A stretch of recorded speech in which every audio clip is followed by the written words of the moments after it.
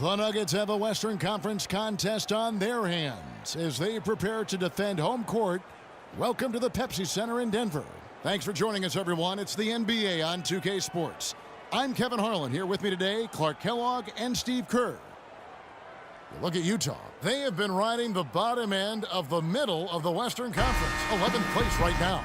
I guarantee you the adrenaline is already flowing for both sides. I mean, this means a little bit more to these players than just any game. And Steve, it means more to the fans, too. We've got an electric atmosphere in here, just like it always is when these two teams get together. All fueled up and ready to go. Brought to you by Gatorade. Let's check out who's on the floor. So on the floor for Utah, Campbell in at shooting guard. Enes Kanter is out there with Hayward. Then there's Trey Burke, and it's Favors in at the pivot spot, manning the middle. Nice work to get inside and draw the foul. Yeah, it's obvious. The defense not going to allow many easy layups. They're going to make you earn it from the line.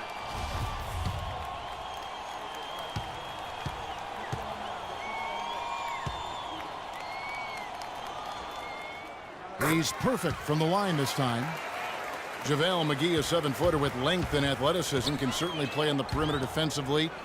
Guards the rim so well. And Steve, you know, he can reach over 2 feet above the rim.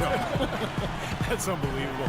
You look at him, Kevin, all the physical traits you look for in an elite pivot man.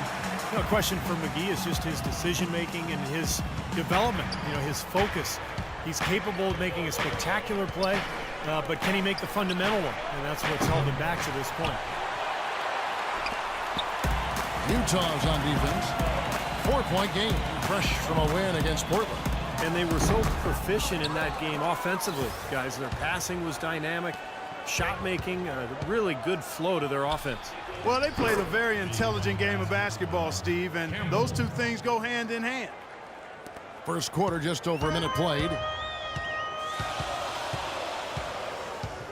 Lawson with it. In the game against Philadelphia, very impressive. And Favors with the block. Burke, the pass to Campbell. He feeds it to Hayward. Pass to Campbell. Shoots a three. And the Jazz, another three. Happened there. Those kind of mistakes on the glass will kill a team. Now, here is Lawson. Right now averaging 15 points a game. In the corner, Aflalo with it. That one falls, coming off Lawson's feet. Aflalo's got his second basket of the night. Jazz have gone 50% from the field, hitting 3 of 6 since the opening tip. Chandler against Hayward.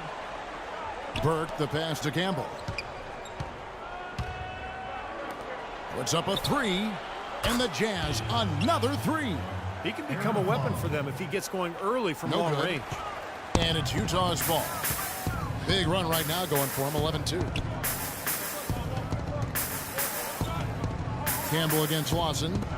Three-pointer, Hayward, that's good. At that point, Denver has done well without what most would call a superstar, but obviously that takes its toll come playoff time. It really does. I mean, you need somebody that you can really rely on as your go-to guy, the one who gets it done for you in the clutch, and they haven't quite established that player, and yet they're still competitive. Now, here's Burke, following the miss by Lawson. Here's Favors, cashes in for a double-digit lead. Excellent ball movement there, guys. Yeah, I think that's what's keyed this run, Clark, because they're keeping the ball moving. Defense hasn't been able to set up. From downtown.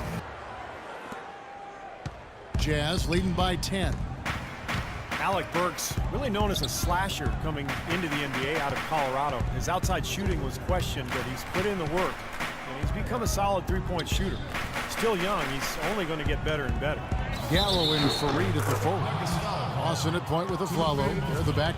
And it's Mozgov in at the 5, roaming the paint. That's the group for Denver getting going here in the second. Right, Clark. And his teammates need to be prepared to carry a little bit more of a load. And Burke at 6'6", good quickness and ball handling ability, Clark, and he can play points in a pinch. And you know, Kevin, the Jazz asked him to play there at times in the past. Combo guard skills with legit shooting guard size. That's a lethal package. Lawson outside. He dishes it to Aflalo. Fareed setting the pick for Lawson. The feed now to Fareed. And that one goes in as he is fouled. It'll be 3 points if he converts at the line. Boy, that's a nice feed by Lawson. A different look for Denver. JaVale McGee comes in for Mozgov. And Wilson Chandler's subbed in for Gallinari.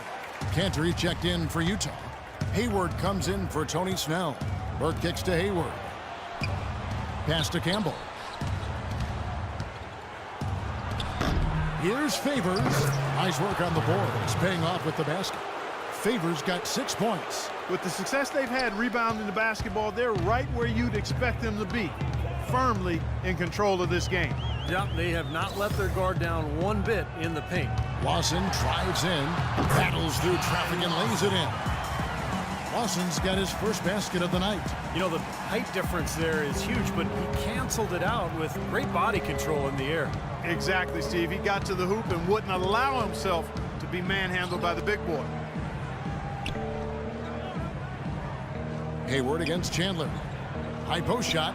And Utah again with the bucket. You know, he started out hot, and he's only gotten hotter. He could be in for one of those games. So great from the line.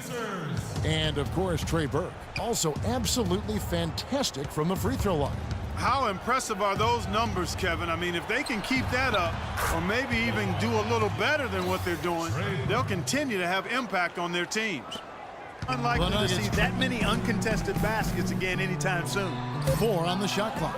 McGee's shot is off. And they've got a big lead, not just on the scoreboard, but in the rebounding department too, Clark. Yeah, it's been a really gritty performance. They'll have some bruises to show for it, but that's the way it should be. You should feel that you've competed when you do that work inside. Lawson outside. Feeds to Fareed.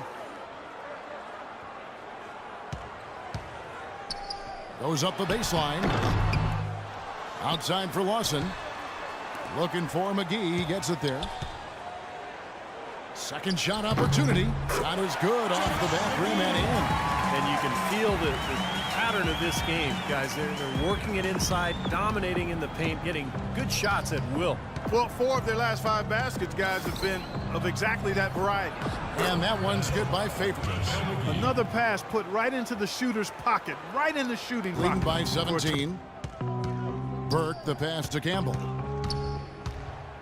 Dishes it to Hayward. McGee spins off the box out, and Gordon Hayward good for 3. It was a slow start for him, but he started to take off since we hit the second quarter, guys. Lawson outside. Aflalo outside. Plenty of space. And Denver again with the bucket. Mid-range jumper becomes a pretty high percentage shot for him when he has that kind of space. And here is Burke. Launches it. Can't get it to go.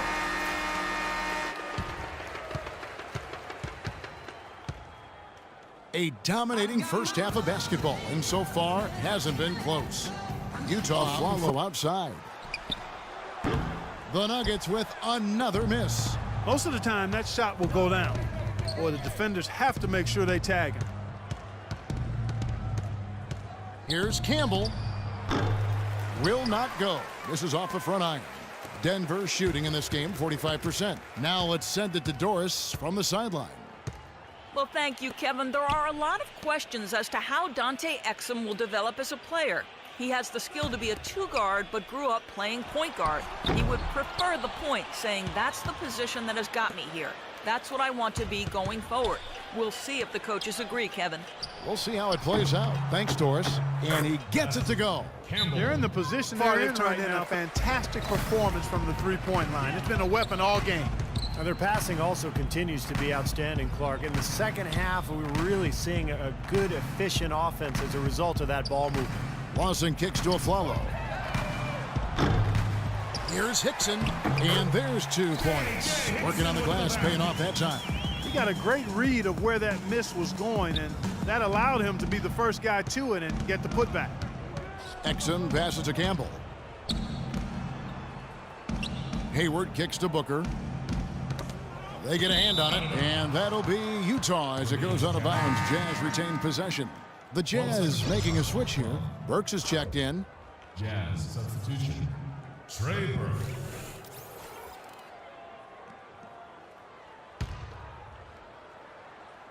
Just a little under 2.5 minutes have passed now here in the fourth. Campbell's shot's good. They've built this lead through plays exactly like that. Told him they'd never pass him the ball unless he was tough enough to go get the rebound. So tough love, but apparently it worked.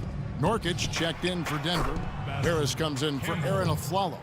He shot the ball exceptionally well as they've built this lead for themselves here. For Denver, they've gotten 4 of their 6 shots to fall so far here in the fourth. A pretty nice efficiency there.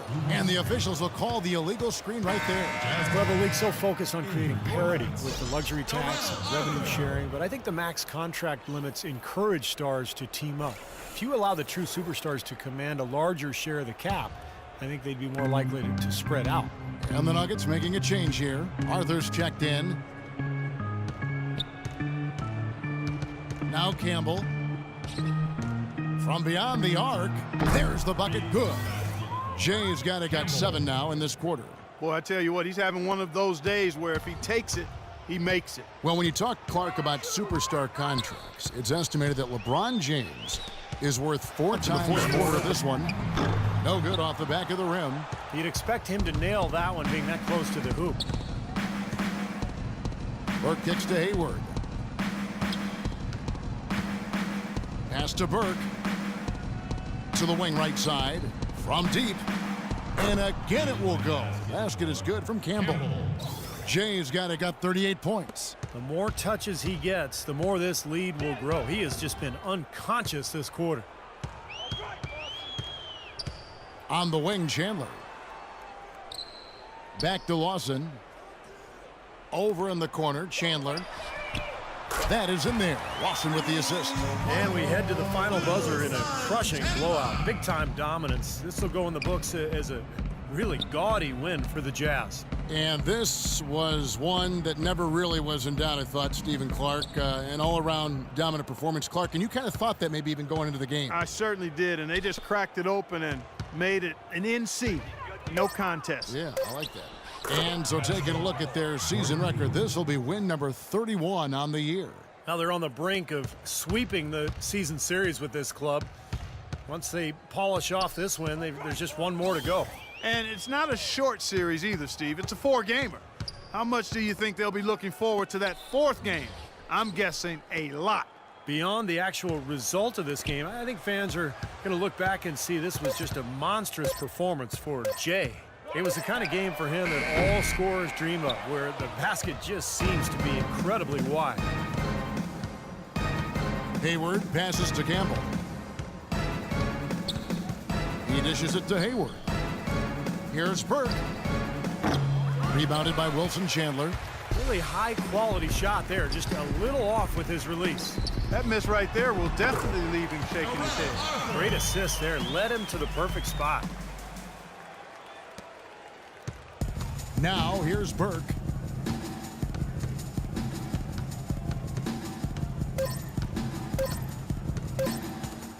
Here's Campbell. He buries it. This is going to be a great game for them. No win on the road comes easy in the NBA. Nice performance. Any player loves sending his own fans home happy. He loves even more sending opposing fans home miserable. And so it's Utah easily grabbing the win. They put on a show tonight, thoroughly controlling each end of the floor. Hey, what more can you ask?